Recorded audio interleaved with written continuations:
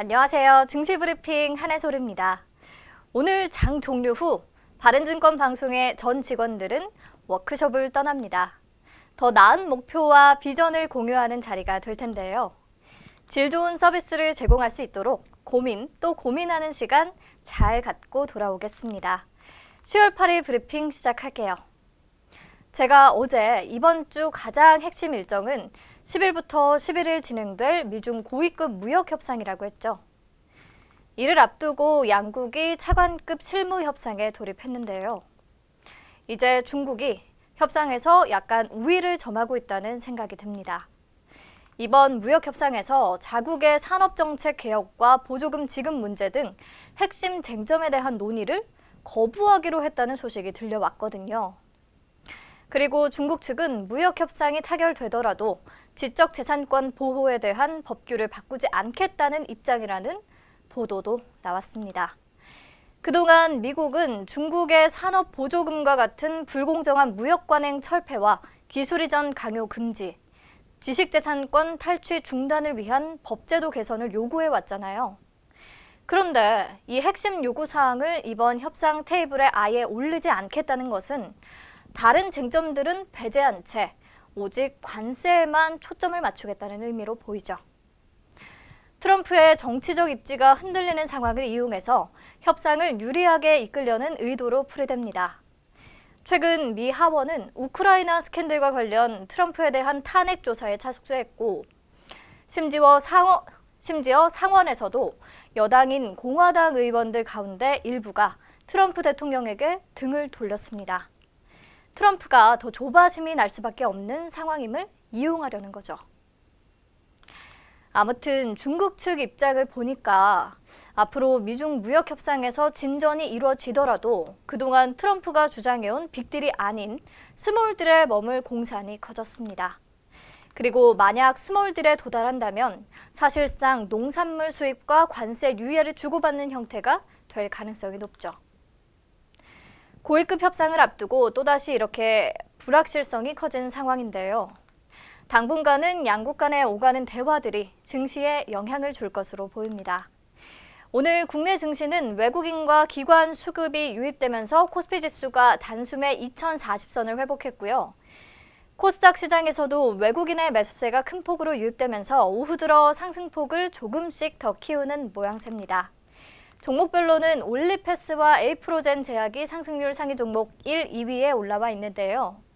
올해 노벨 생리의학상을 받은 3명의 과학자가 저산소 상태에서도 암세포가 성장하는 이유가 HIF1알파라는 단백질 때문이라고 밝혀냈거든요. 그런데 이 두 기업이 그 특정 단백질 관련 기술을 보유하고 있는 것으로 알려졌습니다. 그 밖에 램테크놀로지와 솔브레인, SNS텍, 동진세미캠 등 일본 수출 규제 관련주들도 상승률 상위 종목에 이름을 올리고 있네요. 네, 그럼 오늘 시장 이슈와 특징주 키워드로 만나봅시다. 첫 번째 키워드, 삼성전자 3분기 깜짝 실적 발표. 네, 오늘 삼성전자가 올해 3분기 잠정 실적을 발표했는데요. 일본의 수출 규제와 미중 무역 분쟁이라는 악조건 속에서도 3분기 선방한 실적을 내놨습니다. 장 개시 전 공시한 내용을 보면 3분기 잠정 실적은 매출 62조 원, 영업이익은 7조 7천억 원을 각각 기록했다고 돼 있습니다. 매출은 전분기보다 10.5% 늘었지만 지난해 같은 기간보다는 5.3% 줄었습니다. 그래도 4분기 만에 매출 60조 원대로 복귀했다는 데 의미가 있죠. 영업이익도 사상 최고 실적을 냈던 1년 전보다는 무려 56.2%나 급감했지만 전분기에 비해서는 16.7%나 늘어났습니다. 올 1분기 이후 완만한 상승 흐름이 이어지고 있는 셈인데요.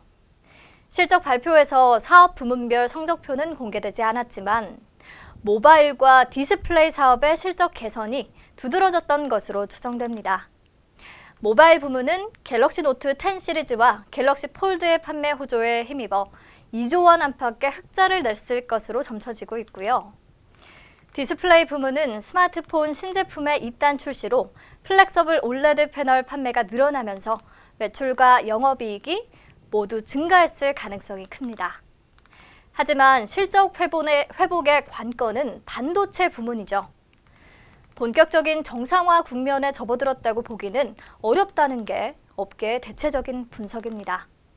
낸드 플래시 메모리의 경우 하반기 들어 가격 상승세를 보이고 재고 조정도 빠른 속도로 진행되고 있지만 디램 시장은 여전히 부진한 상태여서 연말까지도 업황을 낙관하기 어렵다는 건데요. 이대로라면 반도체 침체가 4분기까지 이어질 수 있고 그래서 내년 1분기부터나 실적 업황 개선을 기대할 수 있을 것이라는 전망입니다. 오늘은 삼성전자 1% 넘게 상승세를 보이고 있기는 한데요. 본격적인 실적 개선은 디램 가격 추이를 좀 더 지켜보면서 체크해 봐야겠습니다. 네, 다음 키워드 만나볼게요. 두 번째 키워드, 미국 대마초 시장 엄청 커질 것. 최근 미국 정부가 대마초 업계에 대한 규제 완화를 실시할 것이라는 전망이 나오고 있죠. 미 하원이 대마초가 합법인 주 안에서 관련 사업체의 은행 거래 서비스 제공을 허가하는 법안을 통과시켰기 때문입니다. 그동안은 대마 관련 사업에 진출한 기업들의 경우 금융거래에 있어 매우 제한된 옵션만을 행사할 수 있었는데 이번 법안이 통과됨에 따라 대마 사업을 통해 벌어들인 수익이 공식적으로 인정된 겁니다. 이를 시작으로 관련 산업의 규제 완화가 본격화될 것이라는 전망이 나오고요. 그래서 대마초 시장이 새로운 투자처로 급부상하고 있습니다. 게다가 미중 무역 분쟁의 영향으로 옥수수와 콩을 주로 재배하던 미국의 농가들이 대마 재배를 시작했다고 해요. 중국이 콩이나 옥수수 수입을 줄여버리면 크게 타격을 받으니까요. 올해에만 일리노이주를 포함한 13개 주가 대마 재배에 들어간 것으로 알려졌습니다. 아마 대마초 시장은 점점 더 확대되지 않을까 싶고요. SK증권의 보고서에 따르면 올해 합법적인 대마초 시장은 약 149억 달러 정도일 것으로 추정되고 전체 대마초 시장은 약 1,660억 달러에 달할 것으로 보이는데 2030년이 되면 시장 규모가 3천억 달러까지 성장할 것으로 전망된다고 합니다. 이러한 소식에 국내 주식시장에서도 대마 관련주들이 상승세를 이어가고 있습니다. 특히 뉴프라이드는 국내 기업으로는 처음으로 대마초 재배 사업을 시작했고 캘리포니아에서 합법 대마 판매점인 로열 그린스를 운영하고 있습니다. 최근에는 칸나비스 농축액 추출 시설 인수를 위한 MOU 체결을 마치고 생산을 위한 시험을 진행하고 있는데요. 이 시설에서는 약 48억에서 60억 원에 이르는 칸나비스 농축액을 생산할 수 있다고 합니다.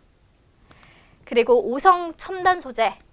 오성 첨단 소재는 지난해 카이스트와 손잡고 의료용 대마의 화학물질 칸나비노이드를 활용한 연구개발 투자에 나선 바 있고요. 최근 치매 등 뇌질환과 관련해 의료용 대마에 대한 효능을 입증했고 이달 중 학술지 게재를 통해 연구 성과 발표에 나설 계획이라고 합니다. 내일은 10월 9일 한글날입니다. 훈민정음, 즉 오늘날 한글이라고 불리는 우리 글자의 우수성과 또 아름다움을 다시 한번 느끼는 날이 됐으면 합니다. 10일에 다시 만나요.